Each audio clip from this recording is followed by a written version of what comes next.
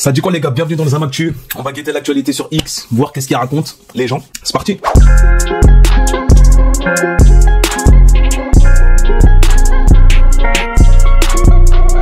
Tweet de Karim Benzema. Il y a ceux qui se recueillent et ceux qui s'exposent.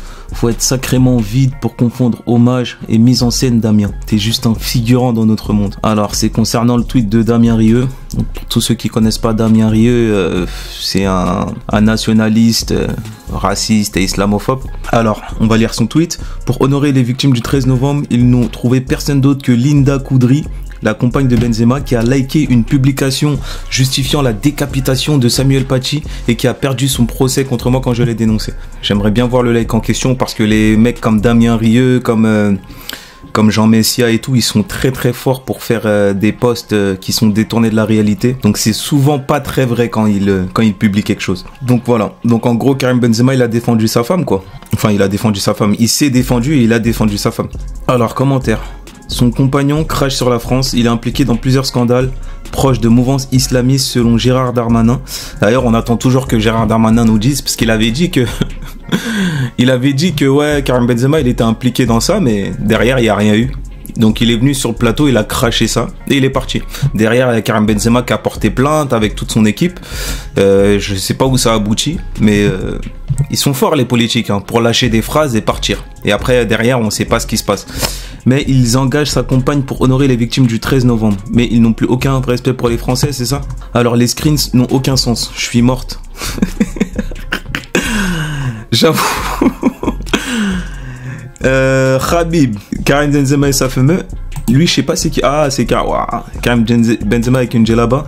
Bref, je jure qu'en voyant la merveilleuse Linda Coudry déclamer son texte, j'étais persuadé que Rieu allait nous pondre un tweet rempli de fiel, de vinaigre et de haine. Quel que soit le sujet, il trouve le moyen détourné de vomir sa haine des musulmans.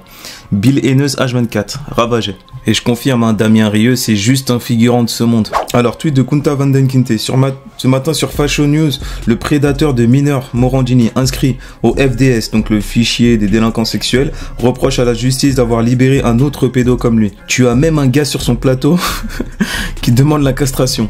C'est valable aussi pour Morandini? J'avoue, c'est une dinguerie. Hein. Il n'y a personne qui en parle dans les médias. En fait, ça s'est installé dans le paysage que Morandini est un délinquant sexuel, clairement. Délinquant, puisqu'il est inscrit au FDS. Ça s'installe normal. C'est comme Zemmour avec son racisme. Ça s'est installé normalement. Et genre, on n'en parle pas. Zemmour, c'est un raciste qui vient d'être condamné fraîchement. Mais il est invité partout. Morandini, pareil. Il n'y a personne.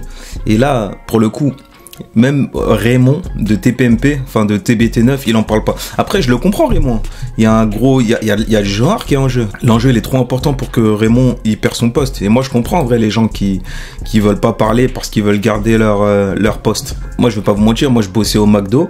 Et malgré ce qui se passait en Israël, je pense pas que j'aurais démissionné du McDo. Sinon, je fais quoi? C'est la haisse, sinon. Donc, en vrai de vrai, ça peut se comprendre. Ça peut se comprendre que les gens veulent pas prendre la parole par rapport à ça. Qu'est-ce que tu veux? Le monde, il est fait de gens qui ont du courage et des gens qui ont pas de courage. Ça me rappelle un truc que Dieudonné, il avait dit. Il parlait à un autre comédien. Et ce comédien-là, c'est un comédien qui est, on va dire, qui est dans le système, qui dénonce pas, qui soutient Dieudonné, mais qui est encore dans le système. Et ce comédien-là, il a dit à Dieudonné, ouais, putain, t'es courageux, hein, t'es vraiment courageux. Franchement, t'es courageux, t'as des couilles de dénoncer tout le monde comme ça. Après, Dieudonné lui a répondu, non, au contraire, je trouve que c'est toi qui es courageux. Faut avoir un sacré courage pour se cambrer de la manière dont tu fais, pour se pencher comme ça, pour recevoir un truc dans le huc aussi fort. Faut avoir un certain courage. C'est vraiment un gamin, Dieudonné, c'est un gamin. Bref. Qui, moi, m'a intrigué, voire révolté ce matin. C'est la lettre d'une jeune fille qui s'appelle Isaline et qui a écrit au garde des Sceaux Gérald Darmanin. Alors son histoire fait froid dans le dos parce qu'elle a été violée pendant près de 6 ans par son beau-père alors qu'elle était mineure. L'homme de 62 ans a été condamné par la cour d'assises du Morbihan à Vannes à 12 ans de prison pour agression sexuelle sur sa belle-fille. Donc jusque-là, tout peut paraître normal. Mais figurez-vous qu'il a été libéré après seulement 2 mois d'incarcération. Il avait fait appel et il s'était plaint des conditions d'incarcération. Il trouvait qu'en prison, c'était insupportable parce qu'il y avait trop de monde dans sa cellule. Isaline est dévastée, bien évidemment, en apprenant maintenant que cet homme est dehors, aujourd'hui, après avoir fait seulement 2 mois de Mon prison. soutien déjà, Isaline. Ouais, mais bon, Oui, attendez. non, mais on la soutient tous, mais... Mais je suis scandalisé. La réalité, c'est ça, c'est que cette situation, elle est incompréhensible. Vous voyez? Et moi, je vous le dis avec beaucoup de puissance. On marche sur la tête. En France, on marche sur la tête. Ah ouais. On marche sur la tête. Et ces personnes-là, ils se comportent pire que des animaux. Et même, je parle, ces humains qui laissent cet homme en liberté pour 2 mois. Non, il doit être sanctionné lourdement. Et j'irai même plus loin. La prison, c'est pas assez. La prison, c'est pas assez. C'est de la castration chimique qu'il faut lui faire. Ah, alors ça, c'est une autre étape et c'est un autre débat. C'est volontaire. Ouais. J'avoue, je suis complètement d'accord avec lui, hein. Faut castration. Et après, concernant Morandini, moi, en vrai, moi, c'est le problème, c'est pas qu'il en parle. Il doit en parler, il doit dénoncer ça. Il doit dénoncer des trucs comme ça. Mais c'est trop mal vu que Morandini, c'est Morandini, en fait. C'est Morandini. Genre, tout le monde, c'est là sur le plateau. Genre, tout le monde est au courant. Et tout le monde fait semblant. Et même, même Valérie Barnier, hein. Tout le monde sait. Alors, les frères, ça, c'est une dinguerie. Mohamed Kessassi, militant anti-narcotrafic et frère du candidat NFP Amin Kessassi, a été tué d'une balle dans le thorax. C'est une dinguerie. Apparemment, un contrat aurait été mis sur sa tête. J'ai pas envie de regarder les commentaires de Frontières parce que... La scène s'est déroulée en plein jour et au milieu de la circulation à Marseille. Un jeune homme de 20 ans vient d'être abattu par balle par 2 individus à moto. La victime est le petit frère d'Amin Kessassi. Figure des quartiers nord, le militant associatif et écologiste est de nouveau en deuil. En 2020 déjà, il perd brutalement son grand frère Brahim, victime de tirs par arme à feu. S'agit-il cette fois-ci d'un assassinat d'avertissement? Le maire de Marseille s'interroge, tout comme le procureur Nicolas Besson. Cette hypothèse associée. C'est une dinguerie, la famille. Moi, ça me choque, les trucs comme ça. Tu sais, ça, c'est des mecs, ça se voit que c'est un mec bien. Militant, écologiste, anti-narcotrafic. Ça veut dire que lui, c'est forcément une bonne personne déjà pour le quartier, pour nos darons. Putain, et le silence de nous. Quand je dis nous, je vous parle de nous tous. Le silence, notre silence. Le silence de la gauche. Le silence des banlieues.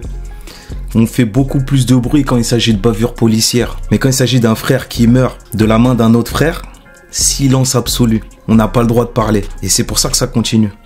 C'est une dinguerie. N'est absolument pas exclu. Et je partage l'analyse du maire. C'est comme le VTC qui a canné là, il est mort d'une balle dans la tête de par son client, parce que son client il l'avait, je crois que c'est un mec de la DZ Mafia, son client il l'avait ramené sur les lieux, il voulait commettre un meurtre et le VTC il voulait pas aller, le client il lui a tiré dessus. Et ça personne n'en parle, on n'en parle pas de manif, rien du tout. Et même en politique, hein, minimum normalement, en politique ça doit en parler. Parce que nous on aime bien justement, les médias ils aiment bien relayer les affaires dont les politiques parlent. Si les politiques ils en parlent pas, c'est qui va en parler frère? C'est qui va en parler? La gauche ils en parlent pas. Ça doit être le premier combat de la gauche. Hein. Ça doit pas être le racisme, je sais pas quoi. Hein. Le racisme ou les violences policières. Ça doit être ça le premier combat. On se rappelle de Kaina, je crois qu'elle s'appelle Kaina, celle qui est décédée dans son lit. C'est un truc de fou la famille, c'est une dinguerie. Si tel devait être le cas, on aurait franchi une étape supplémentaire.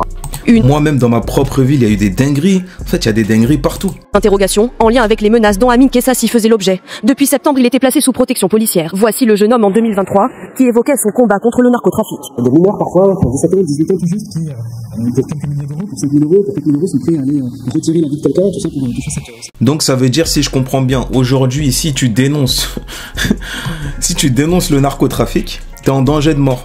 J'en peux plus de ce monde. J'en peux plus. Tu m'as dit de ça qui est complètement dérisoire. Donc ça veut dire en vrai je peux pas être musulman alors, parce que c'est un principe de ma religion de ne pas pratiquer le narcotrafic. Comment je fais pour être musulman du coup? Quai de Marseille a précisé hier soir que son petit frère était inconnu des services de police. Donc le frère là, il a perdu son grand frère, il a perdu son petit frère à cause des kalash. Vas-y, j'en peux même plus. Putain. Bref. En tout cas, la famille, je vous laisse laisser vos commentaires. Like, commente, abonne-toi. Gros soutien à leur famille, hein. Gros soutien à leur famille. Je sais que les médias vont pas en parler, personne va en parler. LFI va pas en parler, le PS va pas en parler. Et c'est vraiment dommage. Bref, paix sur vous.